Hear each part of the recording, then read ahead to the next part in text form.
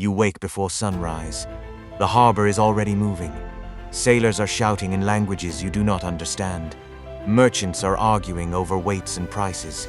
Priests are preparing offerings. Children are running between stone walls. Ships arrive every morning carrying silver, grain, ivory, wine, and timber. They sail across the empire and across the Mediterranean, connecting your city to places you may never see. You look out at the sea and wonder what those sailors must witness on their journeys. What storms they survive, what cities they enter, what strange gods, kings, markets, and armies they see beyond the horizon. But what you do not realize is that someone is looking back at you, not with curiosity, not with admiration, but with envy. Across the water, another civilization is rising. A republic of farmers, soldiers, roads, discipline, and ambition. A civilization that will one day look at your harbor, your wealth, your ships, and your power, and decide the world is not big enough for both of you. Rome. Carthage began as a Phoenician settlement on the coast of North Africa. Its founders came from a world of sailors, traders, craftsmen, and city-states. They understood something many land empires learned too late. A city does not need endless farmland to become powerful. It needs roots people trust, harbors ships can reach, merchants who know their contracts will be honored, and enough strength that no one believes they can steal from it without consequence. That was Carthage. It sat between worlds. Egypt and the Levant lay to the east, carrying the memory of civilizations already ancient. Sicily, Sardinia, Italy, and the Greek world lay to the north. Spain waited to the west with silver, soldiers, and Atlantic possibilities. To the south were African farms, trade routes, horses, elephants, and communities older than any Roman speech about destiny. Carthage was not isolated, it was connected, and connection made it rich. The city was not just a port, it was a machine. Ships came in with cargo, officials recorded goods, merchants negotiated prices, families invested in voyages they might never see return. Outside the city, farmers grew the food that kept the harbor alive.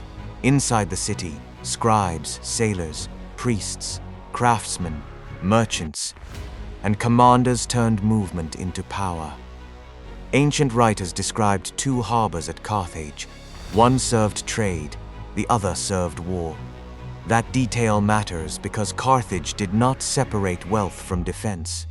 Its navy was not decoration. It was the shield around its roots, colonies, allies, and markets. At its height, Carthaginian power stretched across North Africa, into southern Spain, into Sardinia, and deep into the struggle for Sicily. And Sicily was the problem. The island sat between Rome and Carthage, like a locked gate in the middle of the sea. Whoever controlled it could threaten Italy, North Africa, and the trade routes of the Western Mediterranean. At first, Rome and Carthage did not have to be enemies. They made agreements, they recognized each other's interests, they watched each other carefully. But as Rome expanded through southern Italy, the distance between the two powers disappeared. Carthage looked north and saw a rising land power reaching the sea. Rome looked south and saw a wealthy maritime empire standing in its way. And in Sicily, a local crisis became something much larger, not just a dispute over one island, a test of who would control the future of the Western Mediterranean. The First Punic War began when Roman legions crossed to Sicily. For Carthage, this was not just another military crisis, it was a warning. Rome was no longer only a land power, it had crossed the water. At first, Carthage still had the advantage that should have mattered most. Its sailors knew the routes, its navy protected trade, its commanders understood island warfare. But Rome had something more dangerous than experience. Rome could learn while bleeding. When it needed a navy, it built one. When storms destroyed its fleets, it built more. When Carthage expected Rome to quit, Rome treated each disaster as instruction. The war became a contest of endurance. Every ship lost meant men gone, money gone, and months of labor sinking into the Mediterranean. Carthage had better naval tradition, but Rome had the deeper foundation beneath the war. Italy gave Rome forests for timber, iron for weapons, and allied communities that could be pressured into feeding the struggle. When Rome needed more ships, it could cut more trees. When it needed more men, it could call on its allies. Carthage was rich, but wealth is not the same as having every resource beneath your feet. North Africa could feed an empire. It could produce grain, horses, and wealth. But Carthage did not have the same easy access to the timber and iron needed to replace fleets at Roman speed. So every destroyed ship hurt twice. First, Carthage lost the vessel. Then it had to buy, import, organize, and rebuild what Rome could often draw from land. Rome could bleed and still rebuild. Carthage could rebuild, but each loss cut closer to the bone. Slowly, Rome took Sicily. For Carthage, the defeat struck deep into the identity of the empire. It had not only lost territory, it had lost part of the system that made it rich. Its confidence had been shaken, and its finances were pushed toward collapse. Then came the second wound. Carthage depended heavily on foreign mercenaries to fight its wars. When the war ended, those soldiers expected payment, but the treasury was strained. Promises became arguments. Arguments became violence. Carthage had survived Rome, only to nearly tear itself apart at home. Unpaid soldiers turned angry. Trust broke down. The empire that had once looked so powerful from the sea now had to patch itself together from inside. Through these struggling years, Hamilcar Barca emerged. He had fought Rome. He had seen its endurance up close. And he understood that Carthage needed what Rome had used against it, a resource base that did not depend entirely on the sea. So he turned west, towards Spain. There, Carthage could find silver to settle debts, soldiers to rebuild armies, and distance from Rome's immediate reach.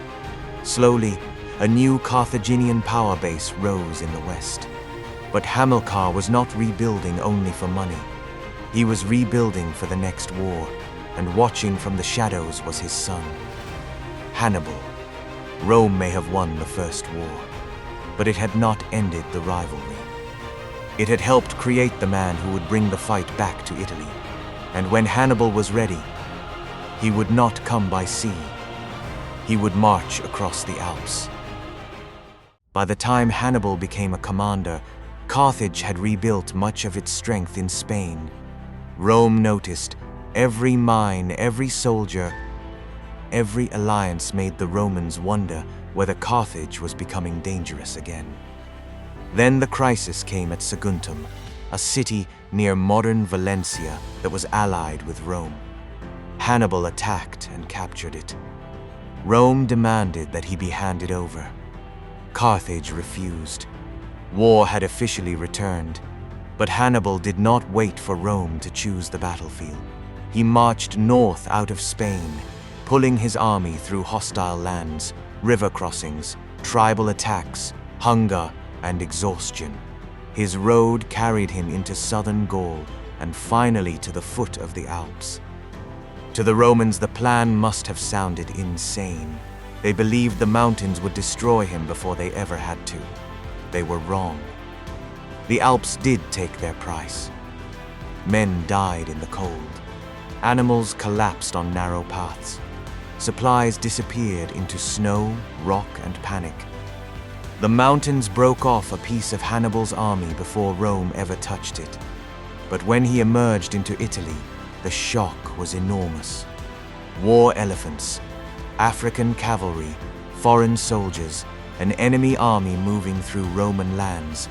This was no longer a distant war over islands and trade routes. Hannibal had brought the fight to Rome, and he understood what made Rome powerful.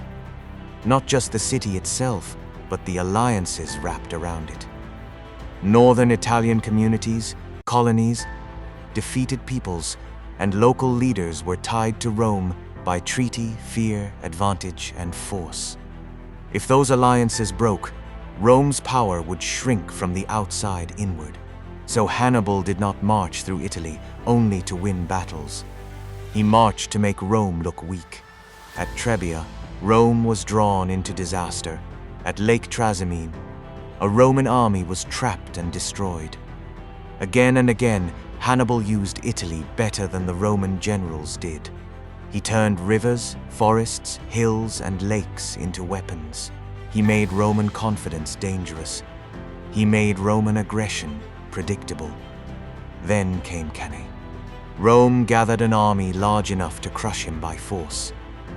Roman commanders believed the invaders were finally trapped. They had the numbers, they had the weight.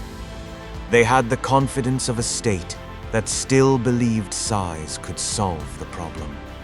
Hannibal let them believe it. His center gave ground. The Romans pushed forward, their formation tightened. Then their own numbers began to work against them.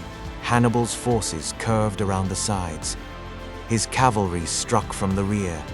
The Roman army was surrounded so completely that courage no longer mattered.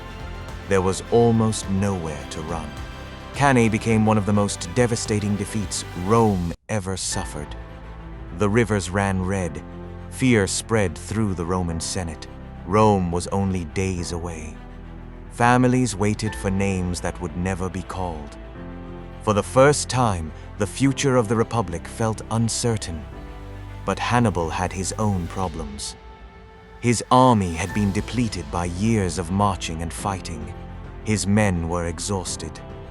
Supplies were thin, and Rome's walls were different from open terrain. Hannibal's genius worked best with movement, surprise, cavalry, and ambush. A fortified city required siege equipment, manpower, and time he did not have, so Hannibal never marched on Rome. His goal may not have been the city itself. He wanted Rome's Italian allies to lose faith. He wanted them to decide the Republic could no longer protect them. He wanted Rome isolated, weakened, and forced to negotiate. But Rome adapted. It stopped giving Hannibal the battle he wanted. It recovered lost territory. It punished defectors. It held enough allies together to keep the system alive. Then Rome attacked the world behind him. While Hannibal remained in Italy, Roman armies struck Spain, the African coast, and the silver, ports, and alliances that made his campaign possible. Rome began taking the war away from him. Then Scipio carried the war across the Mediterranean into North Africa itself. Now, Carthage had to defend its own home. Hannibal was recalled from Italy. After years of victories across Roman land, he had to leave the country he had shaken, but never conquered. The war that began with Hannibal invading Rome's world would end with Rome invading his. At Zama, Hannibal faced Scipio, and this time, Rome won. Hannibal survived, but Carthage did not survive as a true empire. It lost Spain, it lost military freedom, it owed Rome a crushing indemnity. It could not wage war without Roman permission. The power that had once challenged Rome across the western Mediterranean was reduced to a dependent state, alive but contained. Hannibal had shown Rome that Carthage could rise again after defeat. And that may have been the most dangerous thing he could have done. Because from that moment forward, Rome could never look at Carthage without asking the same question. If Carthage had risen once, what would stop it from rising again? In the years after Zama, Carthage recovered. It was not a dead city waiting politely for Rome to finish it. Its agriculture was strong. Its location was valuable. Its people still knew trade. The city had lost empire, but not ability. To many in the Roman Senate, that was exactly the problem. Carthage had rebuilt after humiliation once before. The last time it found new wealth, new soldiers, and new confidence, Hannibal had crossed the Alps. That memory did not die when the war ended. A Roman statesman named Cato the Elder began ending his speeches in the Senate with the same demand. Carthage must be destroyed. Not because Carthage was marching on Rome, but because it once had, because it could, because the memory of Hannibal still lived in the men who had survived him. Sometimes the winning power decides that the loser's continued existence is an insult. Not because the loser is strong today, but because it was strong yesterday. The final war between Rome and Carthage did not begin like the first. It was not two equal powers fighting over Sicily. It was not Hannibal marching through the Alps. It was something colder. Rome began making escalating demands. Carthage tried to comply. It surrendered weapons, gave hostages, and handed over supplies. Again and again, the city tried to prove obedience, but obedience was not enough. Then the final order came. Leave the city, leave the ports, the harbor, and the sea. Move inland away from the thing that had made Carthage Carthage. This was not tribute. It was a death sentence dressed as a demand. Carthage without its harbor was not Carthage. It was a body told to live without breath. At that point, the city understood. Rome did not want compliance. Rome wanted the end, so Carthage resisted. A city that had surrendered its weapons began making new ones. Workshops turned toward survival. Metal was gathered. Tools became weapons. Ancient accounts describe women cutting their hair so it could be twisted into rope for catapults and bowstrings. The city became a furnace. Scipio Aemilianus surrounded it. This was not the Scipio who defeated Hannibal at Zama. This was a later Roman commander carrying an older Roman fear to its final conclusion. Carthage fought to the end. The battle moved through walls, streets, houses, and rooftops, but Carthage was outmatched. Rome had the army, Rome had the siege, Rome had the time, and Rome had already decided what the ending would be. When the city finally fell, Scipio leveled it. Carthage burned. Survivors were enslaved. The independent Carthaginian world was gone. It had taken 3 wars across more than a century. But Rome's victory carried an admission it could never fully say aloud. Carthage was not destroyed because it did not matter. It was destroyed because of how much it did. Rome eventually rebuilt Carthage almost a century later. Even the empire that burned it could not ignore the value of the land, the harbor, and the routes Carthage had once controlled. The city was too well placed to leave as ruins. That may be the final verdict on Carthage. Rome spent more than a century trying to end it, then turned around and rebuilt it, because the thing that made Carthage dangerous did not disappear when the city burned. Its position between worlds remained, its harbor remained, its place on the edge of the Mediterranean remained. It simply waited for a new name. The Punic Wars left behind something darker than ruins. A city humiliated by Rome raised the family that nearly destroyed Rome. A general won victories so brilliant they are still studied thousands of years later, and still could not save the civilization that formed him. A republic survived its greatest fear and became more ruthless because of it. Carthage lost its city. Rome lost the republic it had been. The wars that made Rome dominant also helped set it on the path toward empire, toward wealth that created inequality, generals whose armies gave them power the Senate could not control, and a political system that would eventually consume itself. Carthage was destroyed in fire. Rome changed from within, and the civilization that had to be erased was remembered, in the end, for exactly the reason Rome feared it. It proved that Rome could bleed, and nothing Rome did afterward could make the world forget that.